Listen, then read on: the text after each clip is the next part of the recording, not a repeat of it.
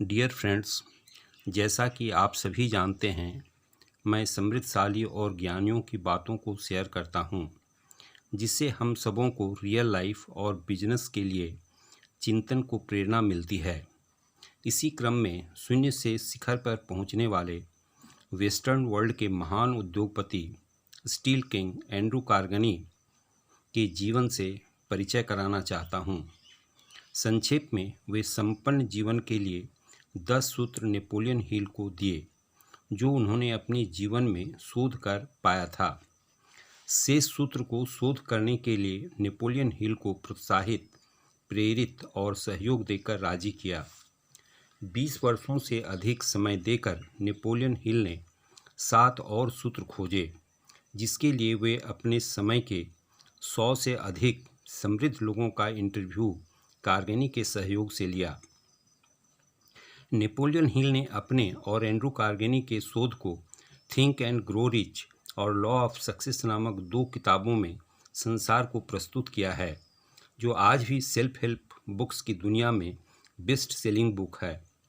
यह संसार की सभी प्रमुख भाषाओं में अनुवाद किया गया है और हो रहा है। मेरी सलाह यह है कि आपके पास भी ये 2 किताबें होनी ही चाहिए। वैसे एंड्रू कार्गनी का जन्म 25 नवंबर 1835 को स्कॉटलैंड में हुआ था। उनकी मृत्यु 11 अगस्त 1919 को हुआ। वे एक महान अमेरिकन थे जो स्टील व्यवसाय के जरिए अरबपति बने और अपना सारा धन परोपकार के क्षेत्र में लगा दिया। उनका योगदान और विचार विश्व को समृद्ध और खुशहाल बनाने का रहा है। आइए उनके कुछ अनमोल विचारों को जानें। उन्होंने कहा था, अलग अलग व्यवसाय में हाथ आजमाने से पैसा नहीं कमाया जा सकते। आप जिस काम में प्रवीण हैं उसी में व्यस्त रहिए, एक लक्ष्य तय करें और आगे बढ़ें। मैं ऐसे किसी व्यक्ति को नहीं जानता जिसने एक साथ कई तरह के काम करके ज़्यादा पैसा कमाया हो।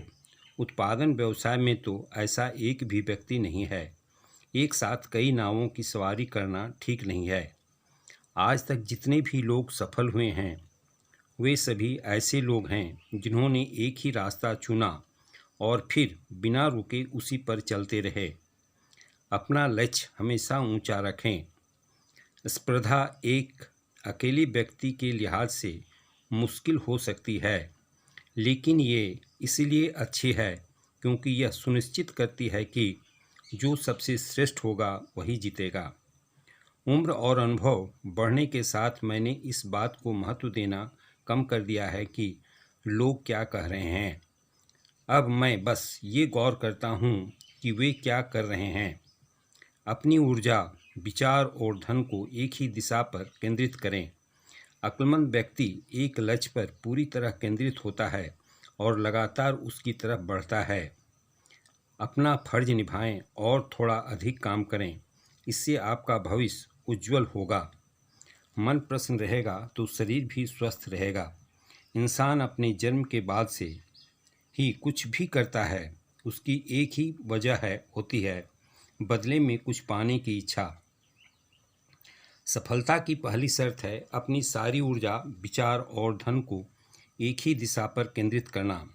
जो व्यवसाय आप कर रहे हैं उसमें जुटे रहें, ध्यान भटकने न दें, हार न मानें, हर सुधार को महत्व दें, सबसे अच्छा तंत्र विकसित करें और उससे जुड़ी हर छोटी बड़ी जानकारी जुटा लें। सफलता ऐसे ही मिलती है। जो व्यक्ति सारा बोझ अपने सिर पर लेता है और सफलता का पूरा श्रेय खुद ही लेना चाहता है, वह एक अच्छा लीडर नहीं बन सकता। जो लोग खुद को प्रेरित करने में असमर्थ हैं, उन्हें अपने औसत जीवन से ही संतुष्ट करनी पड़ती है, फिर भले ही वे कितने भी प्रतिभाशाली हों। जो व्यक्ति अपने दिमाग पर पूरा नियंत्रण कर सकता है, वो दुनिया की किसी भी चीज़ पर नियंत्रण कर सकता है। यह मानकर चलें कि सफलता आपकी चौखट पर खड़ी है और एक शानदार जिंदगी आपका इंतज़ार कर रही है। आगे बढ़ें और उसे हासिल कर लें। यदि किसी में इच्छा शक्ति ही न हो तो आप लाख चाहें वह आगे नहीं बढ़ सकता। यदि आप चाहते हैं कि कोई बेहद काबिल व्यक्ति आपके लिए अपने दिमाग का इस्तेमाल करे तो आपको उनका दिल जीतना होगा। गरीबी और ज़रूरत का अर्थ मैंने तभी समझ लिया था जब अपने पिता को काम के लिए दर दर भटकते देखा। मैंने तभी तय कर लिया था कि बड़ा होकर मुझे पैसे वाला बनना है और ज़रूरतमंदों की मदद करनी है। परिश्रम से सफलता तो मिलती है, क्योंकि शीर्ष पर हमेशा जगह खाली होती है।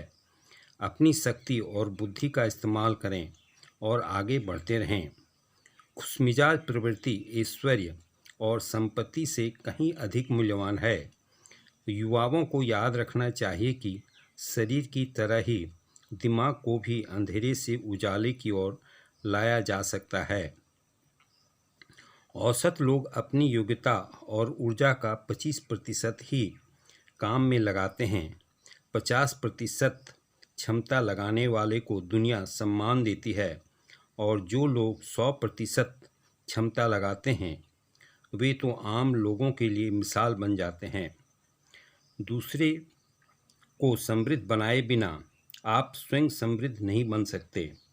सफलता का रहस्य अपना काम पूरा करने में नहीं है, यह तो ये समझने की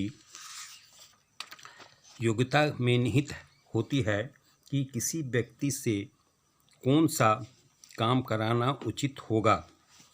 आशा है आपको यह वीडियो अच्छा लगा होगा, इसीलिए इसे सब्सक्राइब और शेयर करना ना भूलें। धन्यवाद।